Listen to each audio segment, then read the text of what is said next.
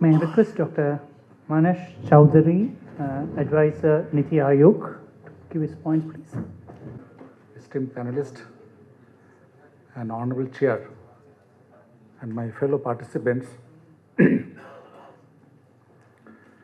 see what Dr. Yadav has said. The moment the document was handed over to the CEO of NITI Aayog, the first question he raised to me when he called in his chamber, what this document speaks, you tell me in 2 sentences. However, somehow I could convince, and it took half an hour to make him understand what the document intends to do to safeguard the future of the fishing community of the country. Then the document came down further to the advisor. He was also looking for some clues or for some inputs through which he can interact with me in a much better manner, though he is an agriculturist. But by and large, the thing is over, it is settled. Somehow I could keep in step over their comments and their discussions. Coming back to this workshop, since morning I was listening with my all patience. These are the deliberations which are there already in the document. Now these questions are also been raised by the CEO and advisor both. What are its monitorable indicators? How do we measure the outcome? And what about the role of states to take forward these guidelines for the benefit of the small-scale fishing communities? Perhaps we have to rework on the document further to make it more simple. Since the states are to be taken on board, if we really see these guidelines as implemented in its totality. Now, there is no doubt that the fishing communities of the country, they are in real plight. They are desperately crying for their rights. Rights by dint of accessing the resource, right by dint of getting the remunerative prices from their harvest.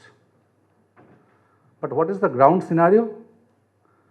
The ground scenario is, see, this is an open admitted fact that fishing communities, so-called the small-scale fishing communities, they are under the command of the moneylenders.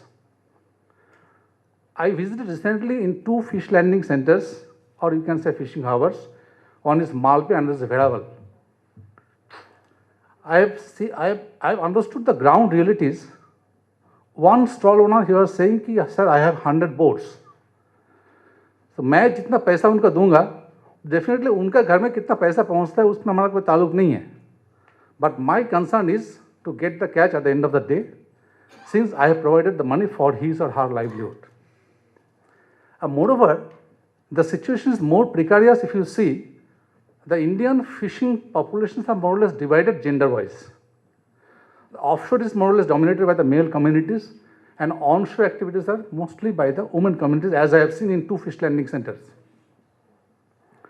But if you come to the wages, there are disparity of wages, and sometimes I could see or learn from the fact that the wages are far less than even the rate prescribed under the MGNREGA. So on today's situation, can you imagine that when the right to work is legalized and right to food is also legalized, but still the fishing communities are under the realm of all disparities, all differentiations? There are some other reasons. What I could perceive, see, the forum may differ to it, but what I could perceive, and you may agree also, that we say the fisheries sector is growing. It is earning a huge foreign exchanges. If the earning is real in billions, then you will find very meager for the millions. This is the scenario. Moreover, in the wake of the growth in fisheries, still we are lagging behind to fisheries and aquaculture to be the part of the land use pattern of the country.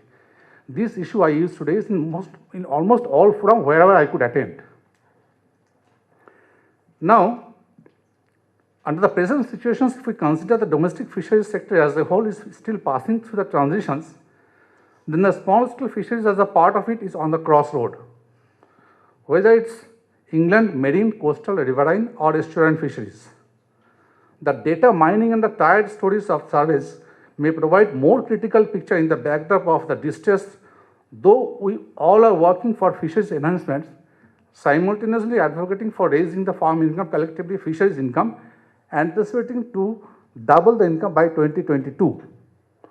So, do we really feel that these small scale fisheries guidelines, this is the biggest challenge I think, the small scale fisheries guidelines will be able to safeguard the income security besides the security in terms of livelihood for the small scale fishing communities that we have to, I think, reiterate with very critical meticulous analysis.